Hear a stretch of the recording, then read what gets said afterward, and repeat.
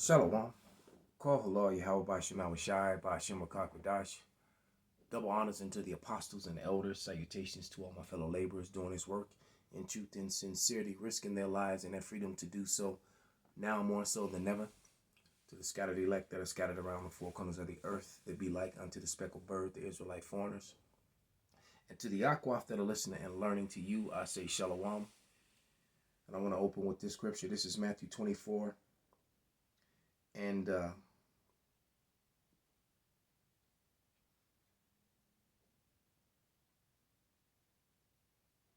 I'm going to start at verse 19. Matthew 24 and verse 19. And it reads, And woe unto them that are with child, and to them that give suck in those days. But pray ye your flight be not in the winter, neither on the Sabbath day. For then shall be great tribulation, such as was not since the beginning of the world to this time, nor shall there ever be. And except those days should be shortened, there should no flesh be saved. But for the elect's sake, those days shall be shortened. So we're praying for shortened days because there's certain things that the powers that be are trying to make us do that have clearly made people sick. People have died, and yet that information is being suppressed upon the mainstream media. So I'm not going to say any names, titles, or medical terms, anything like that. And but however, I will let these two senators, this senator and his secretary, go at it. This Coonalite here, this Northern Kingdom bald-faced coon, who's cooning for Esau, and what brought this to mind was the fact that I had a conversation with my father. I'm in Colorado visiting my sons and my daughter, and and just because I know that things are going to happen where I won't be able to get out here and see them. So just wanted to come out, spend some time, break bread, do the work, and just get in some time with my family. And was talking to my father on the phone, and I won't say we got into an argument, but we had a really heated discussion, similar to the one that you're seeing here. And my father, unfortunately, he took the special sauce, with sesame seeds, and now he wants to take the onion and the cheese to go with it. All right, and he's trying to argue with me about the opposite, and I'm telling him one thing, he's telling me another, and quite frankly, that's that division that it talks about. Let me just read one more scripture. Actually, you know what? I'll let this play, and then I'll read the scripture. All right, I'll let this play. But that's amazing, because then I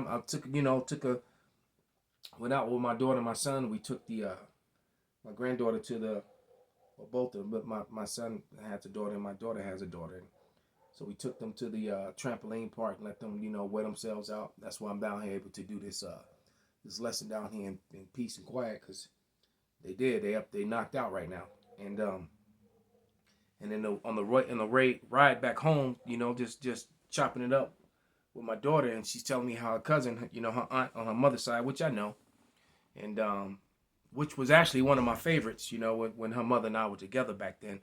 This particular aunt was one of the ones that I was kind of close to. I actually liked her, But come to find out that she's sauced up, and she came into some money. That's typically what happens when you marry a bunch of men, different men with money, and then divorce them and take half their shit. But that's neither here nor there.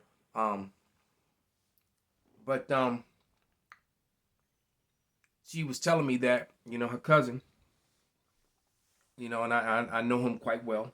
I watched him grow up for the most part. And that I guess he's living in his mom's, one of her properties, one of her condos, and he wants his own spot. So his mom is like, well, look, I'll give you $20,000 to get your own spot, to put down on your house. And why anyone would want to buy anything in California at this point in time, I have no idea. But in order for her to give him the money, for him to get the money to do that, his mother has demanded that he take the special sauce. which is clearly means he doesn't want it. So this division is real, man. It's very, very real. And the facts and I was trying to explain to my father that you're getting a one-sided story. You're not getting the 100% facts on this. You're not getting the other side of it. You're getting a one-sided coercion. All right. So without any further ado, let's watch this Edomite Rand Paul blast this coon, this Northern Kingdom coon is cooning for Esau. All right. An Israeli study that had 2.5 million patients and found that the vaccinated group was actually 7 times more likely to get infected with COVID than the people who had gotten COVID naturally. Heard that? Senator, I'd have to get back to you on that one. I'm not familiar with that study. Well, you think you might want to be if you're going to travel the country insulting the millions of Americans, including NBA star Jonathan Isaac, who have had COVID, recovered, look at a study with 2.5 million people and say, well, you know what? It looks like my immunity is as good as the vaccine or not. In a free country, maybe I ought to be able to make that decision. Instead, you've chosen to travel the country calling people like Jonathan Isaac and others, myself included, flat earthers. We find that very insulting, goes against the science. Are you a doctor or a medical doctor? I've worked over 30 years on health policy. You're not a medical doctor. Do you have a science degree? And yet you travel the country calling people flat earthers who have had COVID, looked at studies of millions of people, and made their own personal decision that their immunity they naturally acquired is sufficient. But you presume somehow to tell over 100 million Americans who have survived COVID that we have no right to determine our own medical care. You alone are on high, and you've made these decisions, a lawyer with no scientific background, no medical degree. This is an arrogance coupled with an authoritarianism that is unseemly and un-American. You, sir, are the one ignoring the science. The vast preponderance of scientific studies, dozens and dozens, show robust, long-lasting immunity after COVID infection. Even the CDC does not recommend measles vaccine if you have measles immunity. The same was true for smallpox. But you ignore history and science to shame the flat earthers, as you call them. You should be ashamed of yourself and apologize to the American people for being dishonest about naturally acquired immunity. You want more people to choose vaccination? So do I. You want to lessen vaccine hesitancy? So do I. You want to have that happen? Quit lying to people about naturally acquired immunity. Quit lording it over people, acting as if these people are deplorable and unwashed.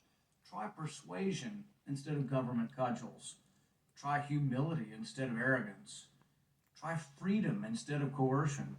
But most of all, try understanding that there's no more basic medical right than deciding what we inject into our bodies. Today, after hearing that millions of people in a study show without a doubt that there's a great deal of immunity from getting it naturally, do you want to apologize to the 100 million Americans who suffered through COVID, survived, have immunity, and yet you want to hold them down and vaccinate them? Do you want to apologize for calling those people flat earthers? Senator, I appreciate your question and appreciate that everyone has their opinion. We follow the facts and the science at HHS. We use the expertise of the medical professionals, the scientists at HHS to make decisions. It's a team effort, and we rely on what is on the ground showing us results. Except for the dozens and dozens of studies. In fact, most, if not all of the studies show robust immunity from getting the disease naturally. The CDC says if you've had me... And see, there it is.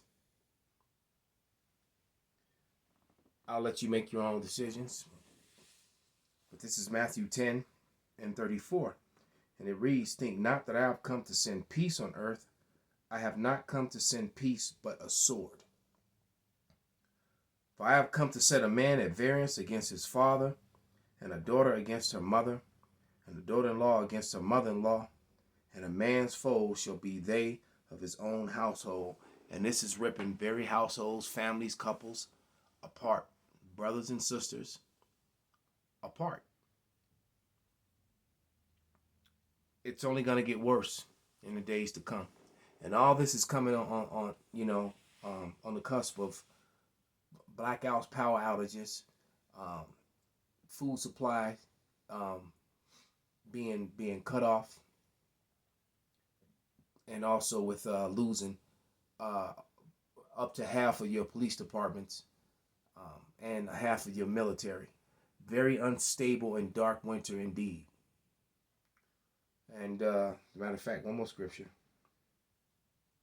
Because we were warned of this by so many prophets that these days and these things will come. But yet, just like people ignore the science, like and the science means to know, people are going with more with pseudoscience these days. But we were warned over and over again by the prophets that these days will come. But this is Habakkuk 2. And verse 2. And it reads, And Yahweh answered me and said, Write the vision and make it plain upon tables, that he may run that readeth it. For the vision is yet for an appointed time, but at the end it shall speak and not lie. Though it tarry, wait for it, because it will surely come. It will not tarry. These things are not tarrying, they're upon you. All right? Jason's at the door. Freddy Krueger's at the door. Candyman's at the door. It's here. Call Halal Yahweh Bashan Awashai Bashem Rakakwadash Wa Ababa Ball Kwam Yasharala.